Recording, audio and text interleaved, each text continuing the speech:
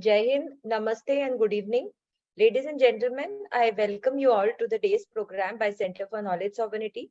I also extend a warm welcome to our distinguished speaker of the day, Lieutenant General P.R. Shankar. Sir, thank you for joining us. It is our pleasure to have you with us for the second time now. Before I introduce the speaker, I will briefly introduce our think tank CKS. CKS is a non-partisan, nationalistic think tank established more than a decade back with focus on the spheres of information technology, geospatial technology, public policy, research, and national security along with geopolitics. CKS has been a pioneer in spreading awareness about data sovereignty and cybersecurity at strategic, political, and national levels. Do visit our website www.cksindia.org to know more about us and for regular updates. I also request everyone to follow us on LinkedIn, Facebook, Twitter as well to stay updated. Over the past few years, CKS is privileged to host on its platform several discussions, roundtables in person, and since COVID-19, we have initiated virtual discussions as well. The Speak Generals is one such program which has completed 4 seasons with huge viewership. Today, we are happy to have our third talk of the fifth season of our highly acclaimed flagship webinar, The Speak Generals. In the last 4 seasons, we had the privilege of hosting excellent speakers and thought leaders on our platform, such as Lieutenant General Shankar, who is also with us today, Lieutenant General S. Kulkarni, Lieutenant General Atta Hasnain, Vice Admiral Shekhar Sinha, Air Marshal S.S. Soman, AVM Arjun Subramaniam, Air Marshal Anil Khosla, Lieutenant General D.S. Hooda, Lieutenant General Zamiruddin Shah, Vice Admiral Anil Chopra, Lieutenant General Rakesh Sharma, Rear Admiral Sudarshan Srikhande, Air Marshal D. Chaudhary, Ambassador Ashok Sajjanhar, Lieutenant General Shaukin, Lieutenant General Vinod Bhatia, Lieutenant General Vinod Khandare, and Lieutenant General Satish Dua. In this season also, we have a very impressive lineup of acclaimed speakers. We had Lieutenant General Rakesh Sharma and Air Marshal Anil Khosla in the last 2 weeks. Today is the third talk. Also, kindly make note in your calendar that our next 2 talks will be on 2 consecutive days, that is on 23rd of September Saturday and 24th of September Sunday, back to back. We are not doing any event in the next 2 weeks on Sunday, but our event will be next on 23rd September Saturday and 24th September Sunday. Please note that the views expressed by the speakers on this platform are their individual views, and CKS is merely a platform hosting these talks. I request all the members of the audience to put their questions in the chat box, addressing it to AVM Sinha sir at the end of the talk so that the speaker is not disturbed. Please keep the question short, crisp, and relevant to the topic. We are also currently live on our Facebook page of CKS, and the talk will also be available on the CKS YouTube channel shortly, along with the other social media handles. CK is honored and privileged to host on its platform the fifth season of our flagship webinar, The Speak General. Today, in our third talk of the series, we are honored and privileged to have once again in our platform a very acclaimed and highly decorated veteran, Lieutenant General P.R. Shankar, PVSM, AVSM, VSM, former Director General of Artillery. General Shankar is an alumnus of prestigious Defense Services Staff College, Wellington, Naval Postgraduate School, Monterey, and National Defense College, New Delhi. The general had held many important command, staff, and instructional appointments and has vast operational experience of serving in all kinds of terrain and operational situations, including counter-insurgencies. He gave great impetus to the indigenization and modernization of artillery and was instrumental in induction of guns like Dhanush, M777 ULH, Sharang, and K9 Vajra, also known as also the Pinaka, BrahMos, and Grad BM21 systems. He worked under late Dr. APJ Abdul Kalam, who was the Honorable President of India and an acclaimed scientist, Lieutenant General V.J. Sundaram, and Dr. V.K. Saraswat, member of the Niti Aayog in DRDL Hyderabad in the 80s during initial development of the Agni and Prithvi missile systems. He was a member of the committee to evolve the long-term technology perspective plan of the DRDO. He is a member of the Chennai Center of China Studies and has co-founded CASA, a virtual think tank on current and strategic affairs. Presently, General Officer is a professor of practice at IIT Chennai and is actively involved in applied practical research there. He also advises the Tamil Nadu government in the development of defense corridor and has written over 300 articles on strategic affairs, defense planning and defense technology. His articles are widely read on www.gunnershot.com.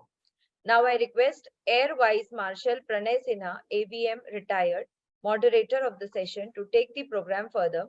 Ladies and gentlemen, AVM Pranay Sinha, in his 35 years of distinguished career, held many important appointments in the Indian Air Force and post-retirement worked as an advisor to Bharat Electronics Limited for 3 years. He is presently engaged as a strategic advisor to the IIT Mandi and is an active member of our think tank. Over to you, sir. Thank you. Thanks, madam. Viewers, Madam Sumitra Goenkaji is Director Rate in Infotech, CEO Triangle Global, and our strongest pillar of strength, main Sutradhar of CKS India. Very good evening, viewers, to this third talk of our flagship webinar, The Speak Generals. But before I invite the scholar soldier general, let me contextualize the subject of the evening in a minute. As per Xi Jinping, son of heaven, head of the party, government and military of China, has given the assurance to his countrymen for the great rejuvenation of the Chinese nation by 2049. That is by the centenary celebration of the People's Republic of China. And one of the main strategies to achieve this aim is to boost their economy, at the same time insulate it from the world's blockades and sanctions, and to lessen the impact of economic slowdown which is going on presently, as well as of shrinking population. This is by reducing its dependence on foreign supply chain and by boosting its domestic consumption through dual circulation, achievable by military civilian fusion, MCF. To build an integrated national strategic system and to support the goal of national rejuvenation, MCFs can leverage emerging and cutting-edge technologies developed for civilian use to boost its military capability. China has adopted a whole society effort to acquire it by all means, including technology theft, force transfer, or diversion of civilian know-how to achieve leadership in AI, artificial intelligence, nanomaterials, newer energy technologies, quantum, cyber technology to trigger economic as well as military gains. Well, we are today, all are aware that how the mighty military complex, MIC, of USA is driving its economy.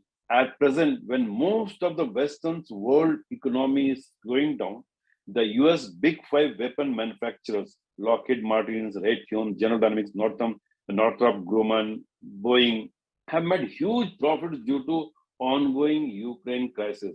And the US MIC's future looks very promising as long as the world remains geopolitically unstable and lingers in crisis and chaos.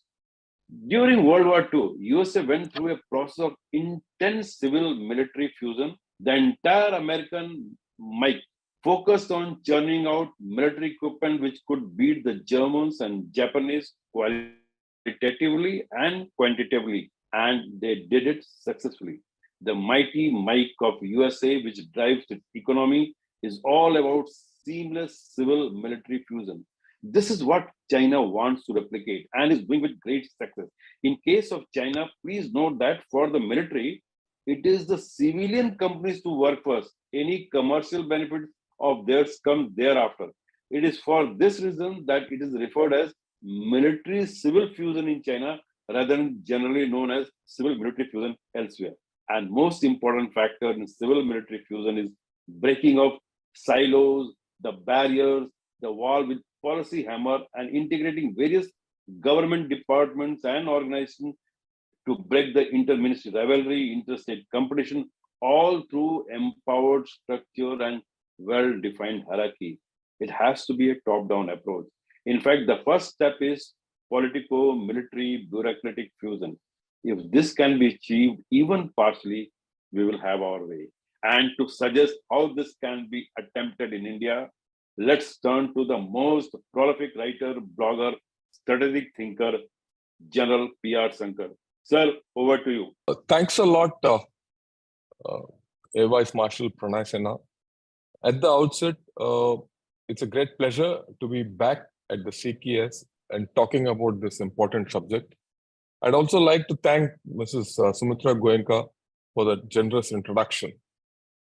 And I also, it's in fact indeed a great pleasure for me to meet Mrs. Not Mrs. I would say everyone on CKS and speak once again on your platform. Of course, a special mention, of course, to Mrs. Deepa Prakash, because she gives me a lot of enthusiasm when I write my articles and gives me some feedback. Right. Having said this, today's topic is civil-military fusion. Now, civil-military fusion is not something very new. It's pretty old, right? It's only that it's come into focus recently because the Chinese have made it so. Do we need civil-military fusion? There is no doubt about it, right? Is civil-military fusion a new thing? It is not. It's a pretty old concept. But we need civil-military fusion for India, not the Chinese model. We need civil-military fusion for India, not the American model.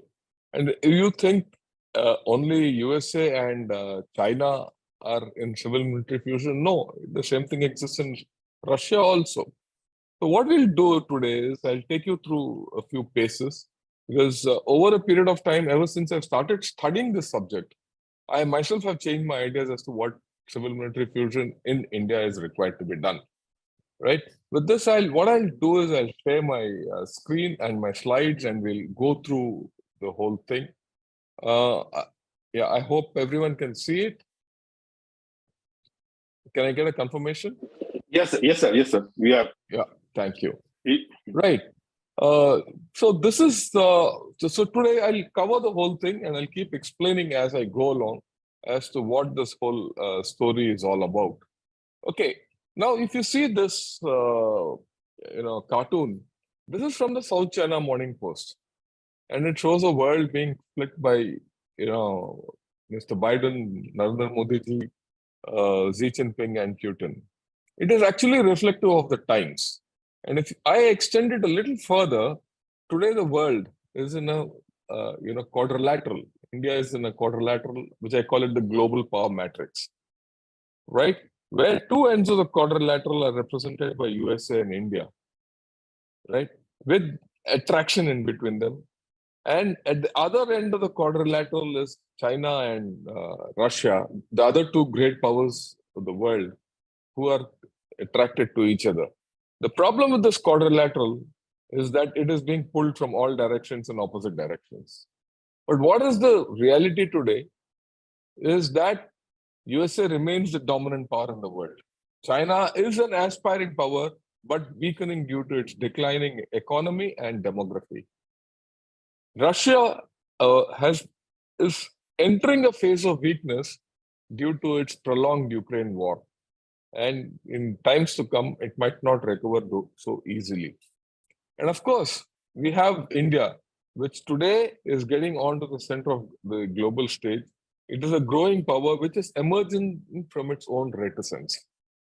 So this whole story of civil-military fusion has to be seen in this context, because if India has to be a power in its own right and be an important player in this global matrix, there is no choice but to go through the civil-military fusion, right? The climb to the top will be steep, and we have to understand in this climb, there's going to be conflicts and wars, and these wars are likely to be long, unlike what we thought of so far, that it will be short and sweet wars. I think the Ukraine war has shown something completely different. And you need a whole of the nation approach to go where you have to go. And for all this, you need civil-military fusion without an iota of a doubt. Okay, having said that, there are a few technologies which I call civil military technologies of this century. What are these technologies? If you see, these are quantum computing, AI, space, cyberspace, uh, additive manufacturing, synthetic biology, which is something which I never realized existed till a few days back, right? Semiconductors, energy, manned, unmanned systems, data sovereignty, which, of course, when you say knowledge sovereignty, you're also talking of data sovereignty. And then we're talking of communication and networking. And if you see the characteristics, the yellow ones tell you all these things are not only made in the military, but it is also, in the civil domain. In fact, their origins are from the civilian environment, right? And especially here, I'd like to highlight the energy, which is the fusion energy, which has been discovered or rather tried out twice in the Livermore lab, which is going to change everything across in the future.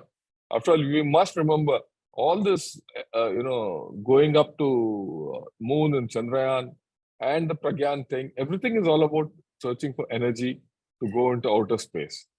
Okay, what's the US model? Like what the Air Vice Marshal said, USA went through a process of intense civil military fusion during the Second World War, and they evolved their military industrial complex. It was producing military aircraft by the hour, tanks by the day, and warships by the week or even less. The entire American industry focused on churning out military equipment which could beat the Germans and Japanese qualitatively and quantitatively, and they did it successfully. And they exhibited this level of civil military fusion in the last century, just about 80 years back. And this was at the end of the Depression. If anything, this kind of a civil military fusion is what brought America out of its own depression. And from then, it has not looked back. Right. Now, what is the model? You have to see what the model is all about. First and foremost, civil military fusion in USA is intrinsic to its society. There is no, like I just showed you, all the military technologies, civil military technologies of the century originate largely from the civil world, and they're part of the society. Okay, they're not designated or discussed as civil military fusion in USA, right? They use this spoken of as civil, dual use technologies. The technologies are highly disaggregated but focused. There's a tremendous focus. The development is disaggregated and the utility is completely aggregated. Now, the next point is that the cutting edge technologies are being researched and developed in the USA in the private sector at scale. And these are being, realized not in the traditional military industry complex. That's gone beyond that. OpenAI is not part of the traditional MIC of USA. Or for that matter, that Livermore lab is not, part of DARPA. That's the interesting part. What is happening is outside the traditional thinking of MIC. But it is a key component of the US economy.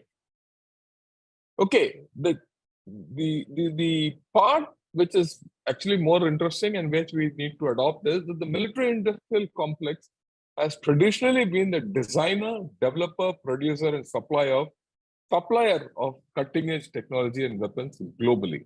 And they have a global reach, there's no doubt about it, right?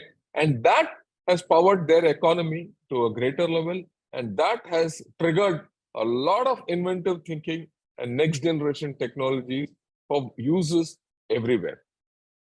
Okay, now when you look at the Chinese model, it's a little different, right?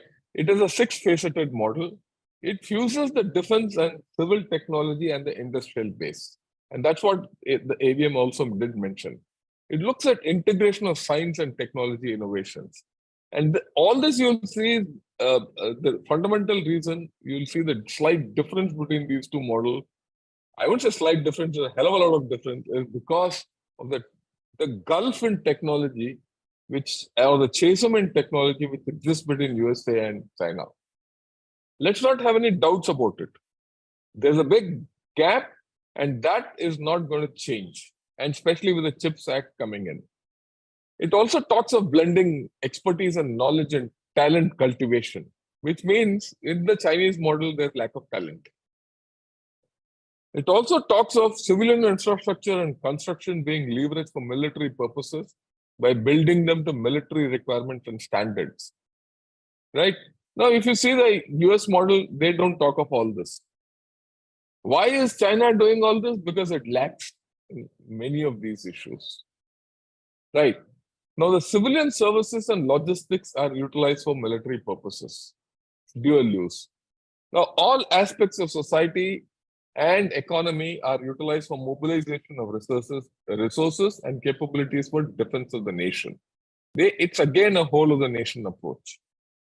Okay, what does it do? What does the civil military fusion, what is the structure all about? I mean, that's the interesting part. The interesting part is that it got established somewhere in the turn of the century, but it lingered in China as civil military integration, but they didn't find it useful. Xi Jinping, when he came into power, said that I'm going to do something different. And then in 2015, civil military fusion or military civil fusion, whichever way you call it, it was elevated to a national level strategy. Why? To build an integrated national strategic system and capabilities to support the goal of national rejuvenation. The first part is very clear, integrated national strategic system and capabilities. What is this goal of national rejuvenation? It's up for grabs. And it depends on how you look at it.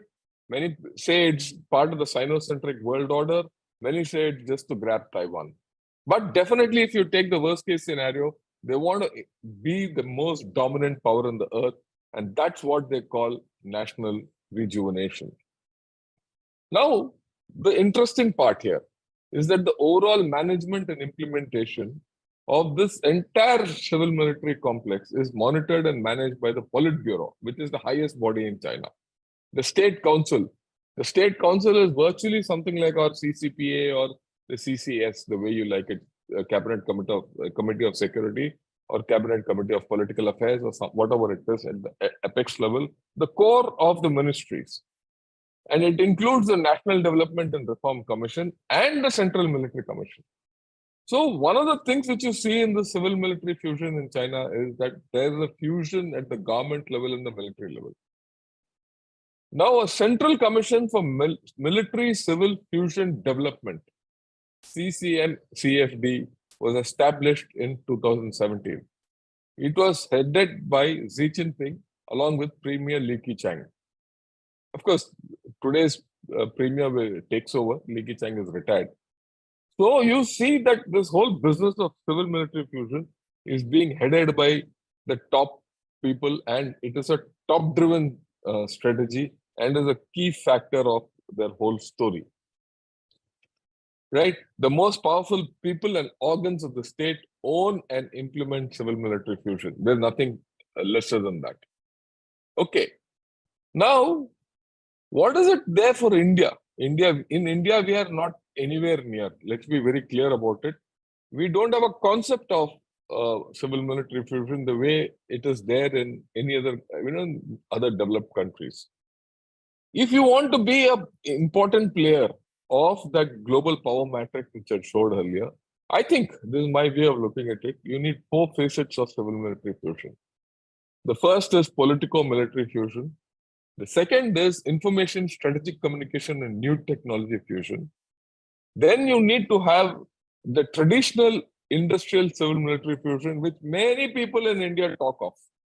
The interesting thing is I've heard this talk from very intelligent people, educated people, and people who do research, professors, everything in great think tanks. When you talk of civil military fusion, everyone takes out the Chinese model and reads it out to us as to what they're doing. And then they say we should ape them. That's the worst thing we can do because it doesn't suit us. And the second part of the story is our requirement of civil military fusion is completely different. So then the third part, like I said, is industrial civil military fusion. And last but not the least, you need economic and financial fusion. If you don't have these, you're going to be struggling, right? I've broken up this entire mega thing called the civil military fusion in small parts so that we can understand it better. It's not necessary that all of them have to be, achieved at the same time. They can. That's why when you disaggregate it, then you say, okay, you have different landmarks for each and different milestones for each. You can achieve it and keep going ahead without being interdependent completely beyond a point. Okay. Now, what is this political-military fusion all about? It is the ability to maintain the balance of power. If you want to get into the global power matrix, you have to be able to maintain the balance of power. So that means you need capabilities to be there. What does it mean? It means preparing nations for war. Because in preparing a nation for war, you get that capability development and the power to be part of the matrix. Okay. And then you have to be very clear if you get into conflict situations or confrontation situations. What are your aims, terminal objectives, and exit strategies when in conflict? And that's what you're seeing in Russia. Russia has got into conflict, great power, it's not able to get out of conflict. And I'd like to give a example here. Once long back, our Prime Minister Vajpayee ji was asked, so why don't you prosecute a war with Pakistan? And his answer was, yes, हम लड़ाई तो लड़ लेंगे, उसके आगे क्या होगा? वो लड़ाई को कैसे खत्म करेंगे? उसमें उसके बाद हमारा शांति का स्थिति क्या होगा? So that kind of a thing obviously was not there at that time. And since that clarity of thought was not there between the civil and the military, we couldn't prosecute war, much against most of our wishes that we should have sorted out Pakistan 20 years back. And then you need to have clarity in the role of armed forces in internal situations. And that is very important, right? If you don't have that clarity of a role of armed forces when being employed in internal situations, we're going to struggle. Okay, well, I'll highlight both of this, right? Look at it, take the Russian model of, because that is there in front of all of us. And we will be able to derive some lessons out of it. Look at Russia.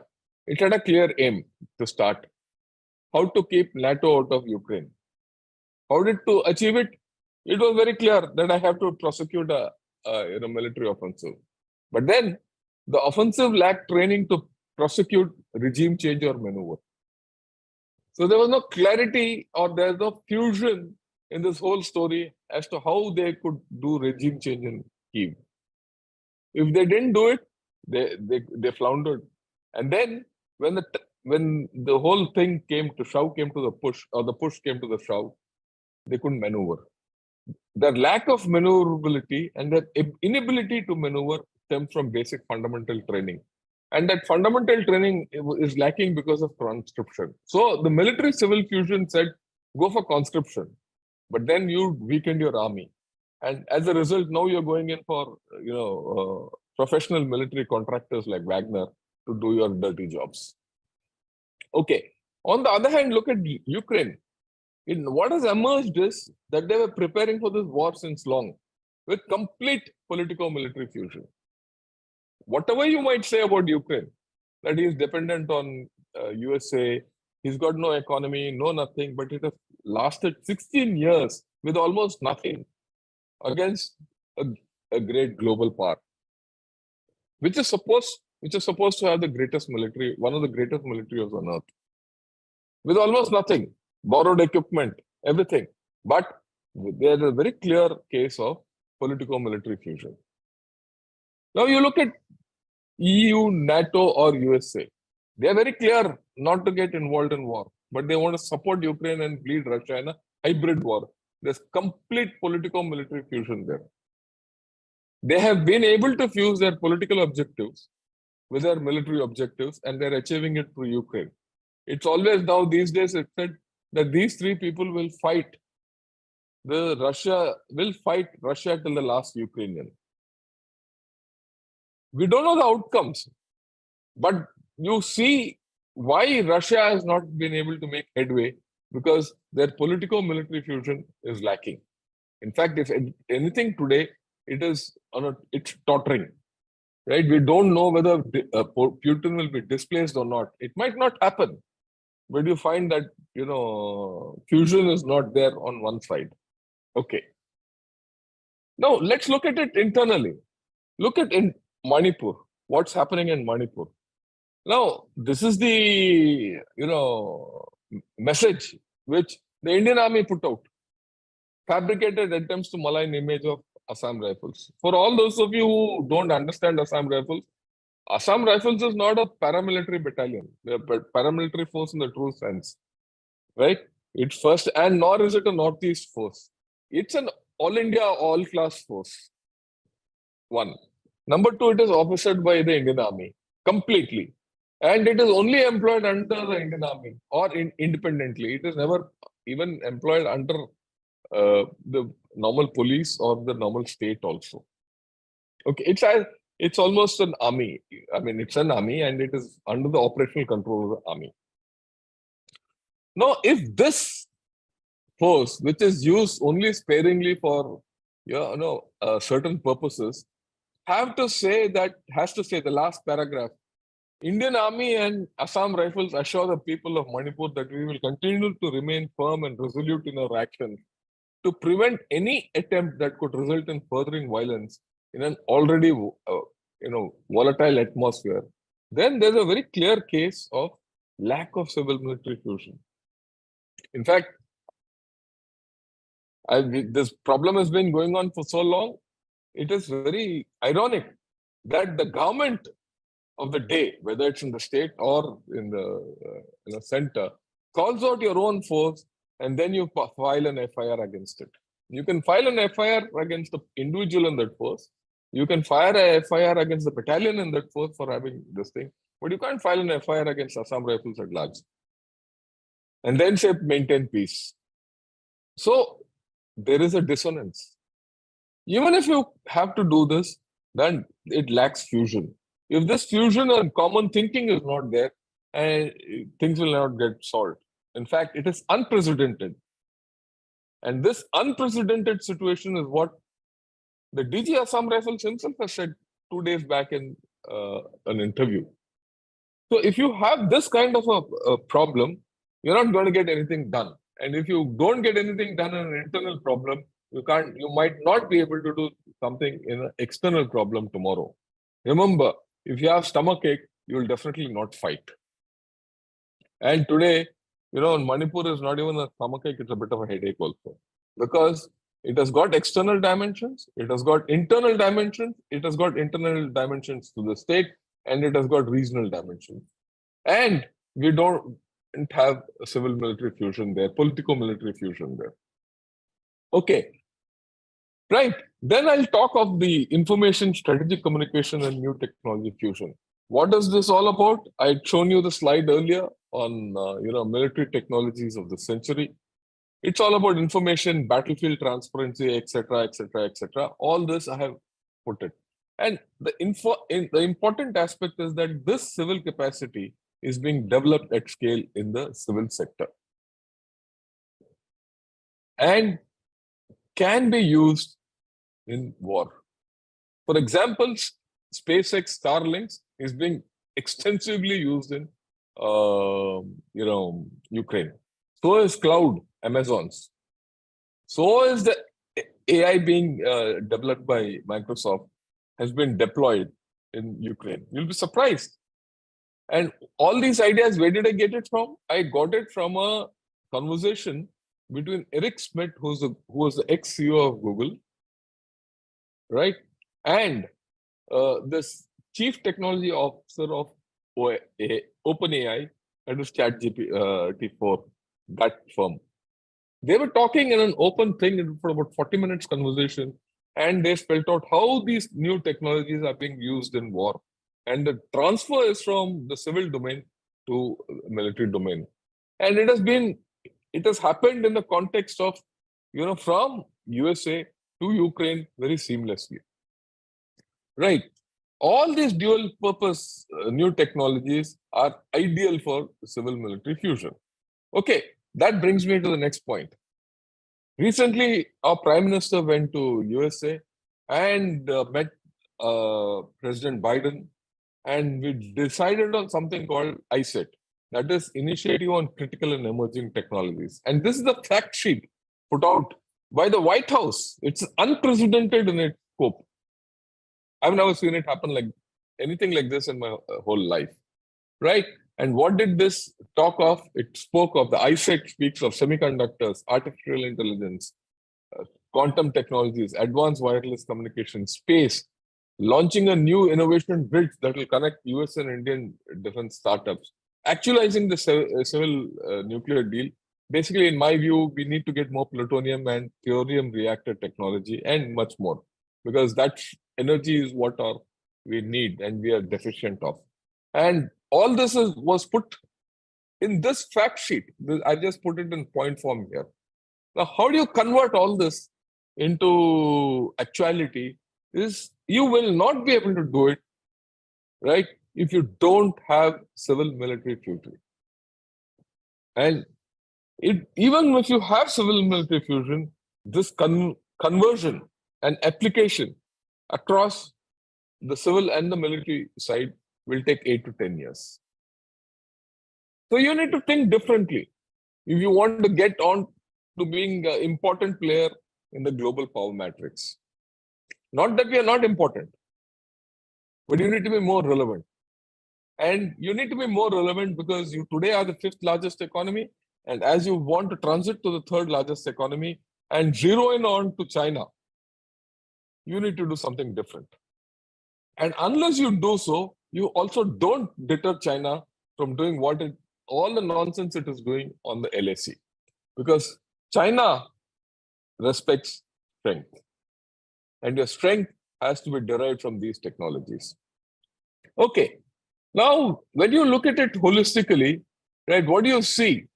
When you look at the industrial fusion, you must understand, we spoke so far that the US capacities defeated the Germans. But more importantly, it was the Soviet capacities of the last century which defeated Germans. In the first phase of the Second World War, till about 1944, still Stalingrad took place. Germans were on the ascendancy and they finished off complete the Soviet armory. In the face of the enemy, the Soviets, from the very place of Ukraine, Kiev, right, they shifted their factories, tank factories out and took it beyond Moscow to the east, rebuilt them and started building, huge capability and put tanks on the ground to fight Battle of Kursk in 1944. From 42 to 44, a matter of 2 years. And Kursk has been the biggest battle mankind has ever seen, where at a point of time, there were over 2,500 tanks in motion. And even today, Russia's huge industrial capacity sustains its war effort over the 1.5 years this battle has been on. Now, what you have to see is Russia's huge export capacity has been converted into surge capacity to sustain spurts and long wars. Here's a lesson. When you have an MRO capability of aircraft instituted in India, it also gives you the ability to sustain long wars. If you have an export policy, which the government has started, it is fledgling, steps. But if you increase your export capability, that export capability will help you tomorrow to, go through a.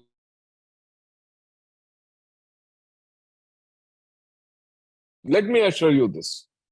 You start exporting ammunition to all our neighboring countries, make all our neighboring countries dependent on us for their warlike stores and dual technology stores, including Myanmar, right? And you'll find that China will start backtracking. And your power structure will undergo a tremendous change. Okay. And you don't need great technologies for this, existing technologies. maybe technologies which are even a quarter century old. Capability. Okay, so what is it that we have to do in to look at it? I've looked at 5 clusters. Okay, what are these 5 clusters? And these 5 clusters are based on our own capability. The first cluster is successful in key sectors of national importance: defense, space, atomic energy, and communications. Energy and communications, where we've had good grounding of technology and where we have achieved success. Build on your success. That's the first part, right? It's not as if we are not doing it, we are doing it. Space is the example, right? We're going to have a spaceport down further south near Karaikudi, right? And that comes up, and that spaceport is going more the civil way. There is already civil military fusion taking place. Okay. The second cluster has to be disruptive and modern technologies like AI, cyber, and all these, which we have spoken of. But to achieve civil military fusion in this, you need to have a national program and mission mode. And this must include the academia, startups, venture capitalists, established private industry with international linkages. And this has to be facilitated by the government. You could have AI parks, you might have cyber parks, you have additive manufacturing, zones, whatever you want to do, but you have to do it differently. What we are doing today is absolutely out of whack. You will not achieve anything if the way we are going. You will achieve something, but not in the time frame, not in this Amritkal period, the way we want it. Right? And you will not be able to convert ISET into something pragmatic and enhance the Indo-US equation. Right? A lot of people talk of being independent and all that. I think the age and day when India has to remain independent and non-aligned is over. You need a major partner. You always needed a major partner. Till now, it was Russia. Okay, you needed Russia one way or the other. We couldn't have won the 71 war without the deal being signed by Mrs. Indira Gandhi and Brezhnev. Similarly, tomorrow, you want to be a big power in the world, you need to have either Russia or USA on your side. And Russia going the Chinese way, you must hedge your bets. Okay, the third sector or the third cluster has to be infrastructure and logistics. Again, here we have achieved quite a bit, but we need to do more. Okay, I've listed everything out: rails, road, airport, ports, where, all that nonsense. But most importantly, we have to focus on our Himalayan borders. And this needs different technologies. The standard technologies that you use in our planes won't work there. Right? And you also have to look at renewable energy or special energy sources for the high altitudes. And a lot of people are living there besides the armed forces. And development of those areas will contribute immensely to our national fabric. And we have to think seriously about it. Right. Then you have something called financial fusion. Right? Our current financial fusion models, our way of going about everything is absolutely archaic. We have to think something else. You have to think something based on venture capitalism and market principles. And then, of course, the last is the bread and butter technology of goods manufacturing and all, where dual use can be exploited. You keep doing it, which we have been doing so far. Okay. Now, when you look at it, what is the economic and financial fusion you're looking at? Look at it. Russia has been preparing for this eventuality for a long time. That's why they could sidestep sanctions. And luckily, we know how to do it because we've been under sanctions for a long time. Through the best part of the past 75 years, we've been under some sanction or the other. We know how to do it. But are we focusing it through that mode and through those lenses to ensure our own progress is a question mark. You need Atmanirbharta. Okay, you need to be able to financially withstand cost of war, since unless it's a costly business war. Russia is able to do it because it owns its technology. Unless we own our technology, we will not be able to handle long wars. And last but not the least, we need to reduce import dependence on China. We cannot allow China to weaponize our trade imbalance, right? And all this will come through Atmanirbharta. On that, I don't think you have a doubt or any one of us have a doubt. Okay, if you look in the Indian context, when was our civil military fusion at its peak? I would say 1971 was the prime example of our civil military fusion, where within a matter of 14 days, we could create another nation. It has never been done in the history of mankind before, or I don't think it can be done after. All you have to see is how Russia is struggling in Ukraine, how USA struggled in Afghanistan, and how China is scared to go across 200 kilometers of water to usurp or rather invade Taiwan. It's a small 200 by 200 kilometer. Here, you created a nation in 14 days. And in fact, the other way of looking at it is you broke a nation in 14 days, conclusively, and you earned 30 years of peace. Okay, now in the Indian context, if I highlight, it is not as if we don't know. In 2019, our Prime Minister highlighted the need for a future-ready force at the Combined Commanders Conference. He spoke of shedding legacy systems and practices and have a holistic approach focused on breaking down civil military silos and expediting the speed of decision making beyond weapon procurement. What was he speaking? This is what he spoke. And these words are exactly from what he spoke that day. And what is it? This is all about civil military fusion. Are we practicing it? Unfortunately, is he being supported by his own council of ministers, by his own advisors? You will find the answer wanting. Right? Have a look at this. Right? Our capex in the last budget went up from 2.7 to 3.3% of the GDP. And people say by the end of this financial year, March, April next year, it'll likely to go up to 4.5. And with our GDP now running at about 6.77, in fact, the last quarter being 7.8, this will be easily reached. Right. There's a huge emphasis on technology upgradation, including disruptive technologies. That ISET is a thing which I've already said. But your defense outlay is barely 2% of the GDP. And there's no talk of convergence of any kind. If you don't have this convergence, if you don't invest in your military and for your military technology, I'm afraid you'll not be able to do much in the civil side also. There's a divergence. And look at the next thing, which is actually very funny. India held the Aero India 2023, which featured military aircraft recently in Bangalore. In fact, I went and attended it. Right. In January next year, we're going to have Wings India 2024.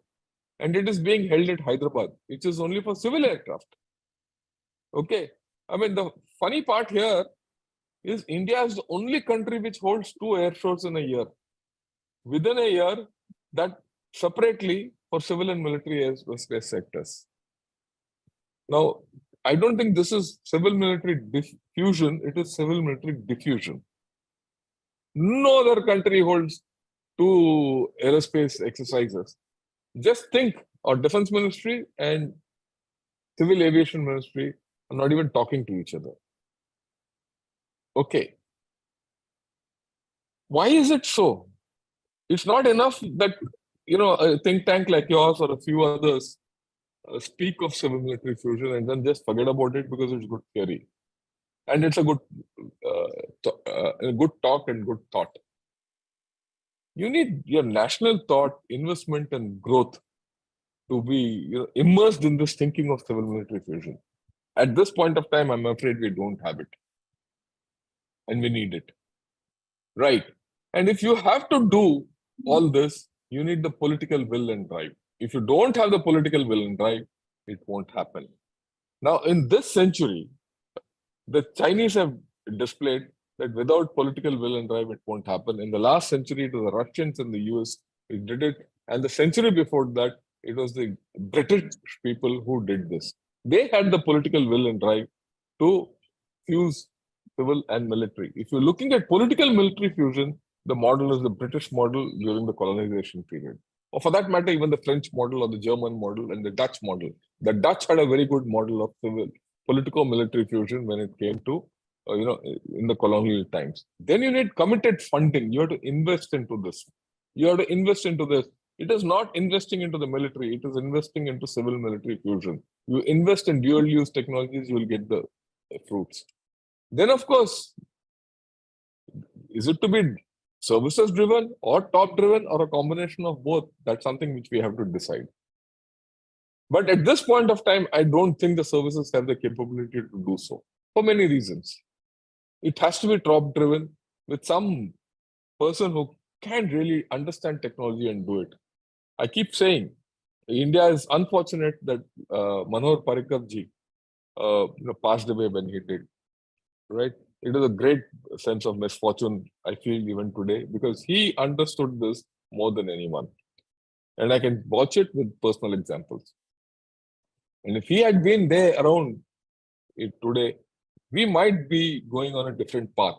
We might be very early in that, nascent in that path, but our path would have been very clear because he understood technology like no one else I have come across in my entire service who could understand this business.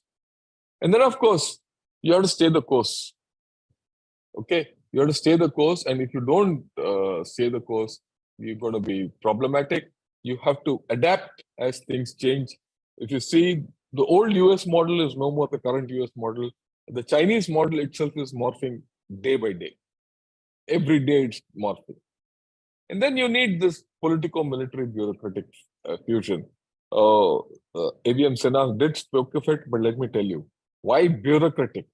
In any country, the political representative is elected by us. He is mandated by the Constitution of India to defend the country and take forward the national interests of the nation. Right? In the same way, the armed forces, by the pleasure of the president, is given an edict to defend the integrity and sovereignty of the nation. And in doing so, in giving a protective environment, is supposed to take the progress the interests of the nation. These people are charged to do so officially, mandated to do so officially. If they don't do it, they can be taken to task. A military officer can be sacked. A politician, when he goes back next to the, to get his votes, he can be thrown out by the people if he doesn't do. But the bureaucrat, he's not accountable in this paradigm. In our country, he is the conduit between the political bosses and the military superiors. And this conduit has traditionally not worked well. We have to understand it. It is not that the bureaucrat is a bad man. In fact, I think he's a very good man. The best of our country, youth, join the bureaucracy with great ideals. And I have served with great, very good bureaucrats, and I have a lot of respect for them. But why this triangle doesn't work is something for us to introspect. Right. With this, I have finished. I'll stop sharing, and I'm open for any questions. All yours. The floor is open. Thanks, sir. Thanks for this very informative, eye-opening and enlightening talk, sir. In fact, not only you have reiterated the thing, how it should be go about, you have mentioned the four facets, the politico-military fusion. I think how and when it will come, yes, you have said that, yes, political willpower and the top-driven approach has to be there. Let's hope, sir, for Atmanirbharta, we have to depend. You have very categorically said that we have to either take side, whether we go with ISET and go with USA or go with Russia. But Russia, of course, with the Chinese, the way they are waning and decreasing their influence, maybe we have to hedge our bets with the US. Sir, you have very nicely explained the 5 clusters to go ahead. and we are somewhere having all those things we are debating in the country, we are having, but somewhere you have also highlighted the gap which is existing, maybe somewhere in our the way political military. You gave the example of Manipur, how there this fusion is not there, how we the gap is there, the narrative buildup is not there. Somebody attacks and we cannot defend at least narratively. And of course, today's the world is fully driven by these narratives. And today's Indian Times of India, sir, Swaminomics, it says that how the Western media is projecting the war. Uh, of course, you gave the example that both Ukraine and the Russia both had prepared very well with the civil military fusion, but still the NATO has the up in because they are driving the whole narrative, and Russia, though it is uh, uh, today it is seems to be getting defeated, but it is not so. Swaminomics very categorically says, and in fact, they are going to bounce by the in the economy also. So all these narratives and all these things is known, but still, I don't know, sir, why. And let's hope that your this enlightening lecture is heard by somebody from the PMO and somebody from the top, so that the political, military, bureaucratic fusion takes place. At least we take ahead. Sir, I have got 2, 3 questions for you. So the first question, you very categorically said that we conduct in a year 2 aero show in biannually, Aero India for the defense, and then the other one which is going to be held, and Wings both are India. happening. Yeah, in India, and both are happening, sir, in on the tarmac of the Air Force. This thing, one Yelahanka and one is the Begumpet. Why the services can't? And of course, you have said, and then you have kept quiet there. The services should at least they should come forward and they should propose that. Listen, why we can't have one? Any I don't comment on know. this, sir? I mean, why should the services do? That's what I keep saying. It's the political masters who have to think. Why is Somebody has this? to throw the bait. So somebody has to put the papers. Listen, it's a high time that we put the resources together. If the And civil aviation, look. If the civil aviation minister and the defense minister can't sit across the table and talk about this, why should the chief of the air staff think of it? I mean, I would say, look, and that is why I'm questioning it. Let me put it this way: I'm from services. I'm questioning it. Who I else am has saying, questioned sir, it? Who else has questioned it? I've questioned it now. I've questioned. This is not the first time. I'm questioning it the second time. yes, sir. Yes, sir. You are. I am with you, sir. I am saying that the Air Force, which always project that all the air power assets is which supposed to be in the wartime should be with the Air Force. So they should be there, and they should project a listen. We have to go together. Anyway, sir. I agree with you. But maybe they have done and not been listened to. Who knows? Yes, sir. So the one question which has come very this thing: why large army? And this is from the Madam Sumitra. Why large armies have not won any war against small armies? Is it because of good civil military fusion? Example. Look, no. Let's put it this way: large armies have not fought with each other first and foremost, so we don't know who's won, who's lost. Okay, and large armies who have fought outside their country. And it is just not large army which can win against a small army. It is what's the armies which are fighting across in a piece of terrain. In a piece of terrain, only that much army can be deployed. You can't put 40 chaps in a room which is supposed to hold only 3 people. So where there's the entire Russian army is only fighting in Ukraine, which is only one part of the whole thing. Similarly, tomorrow China, if it fights against India along the Himalayas, can only deploy that much of its army. Its entire army cannot be deployed. Just because you have a large army, it doesn't mean you deploy everyone there to the detriment of the rest of your nation. So actually, when you see any battlefield, the opposing sizes are almost the same, except in asymmetric situations which have happened in Afghanistan and in Vietnam. Even there, the asymmetry is in technology. not in the forces. If you see, Taliban had probably more fighters than the Americans had there. Okay. The Vietnamese had more people on ground than the French or the Chinese or the American throughout the history. Okay.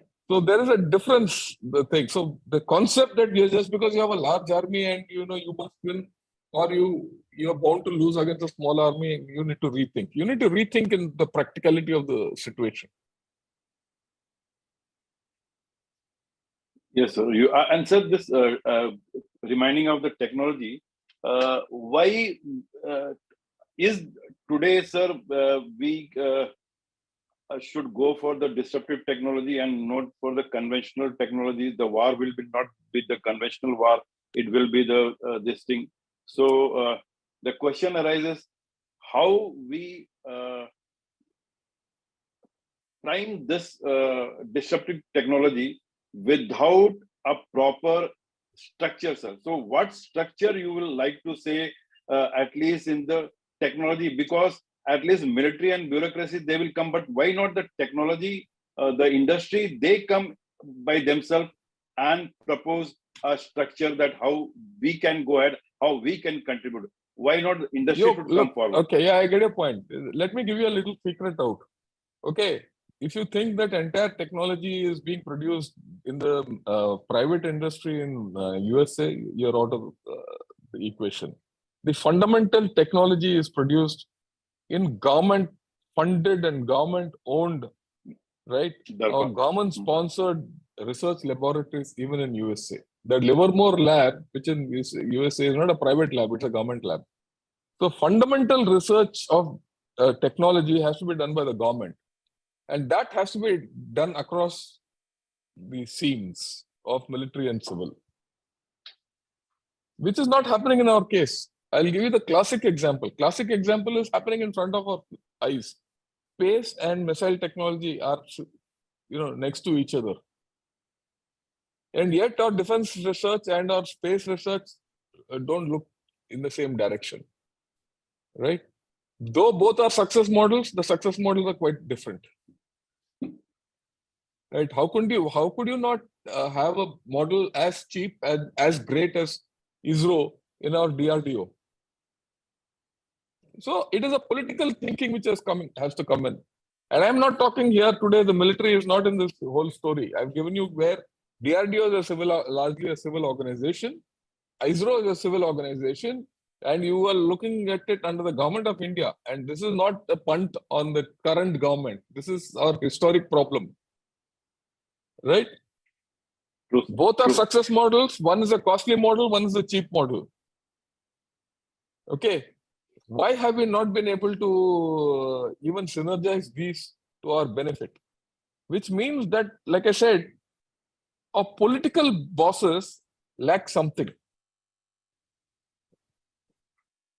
True, sir. True. What you are saying is very correct, sir. ISRO and nuclear, this thing comes directly under PMO. PM directly sits on their head, and that's how it is giving. And DRDO maybe.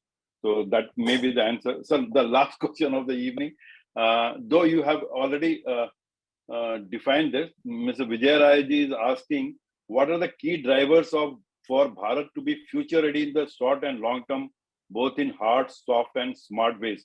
You have, sir, has already told about the 5 clusters, but anyway, sir, would like to reiterate. Look, the first thing I will put it, in fact, I had an interaction with someone very high up few days back as to how do you actualize ISET. I told him the same thing. You have to get into a knowledge loop, right? Unless you get into a knowledge loop with the technologies, you build knowledge and you use your academia in a great manner, and you synergize the private industry. And unless you do that for each cluster has to have its own knowledge loop. And each cluster has to have, interconnectivity at the appropriate levels from grassroots level, mid-level, and the top level. Unless you have an integrated approach to each cluster, which I have said, and where you build long-term knowledge, you will have a problem.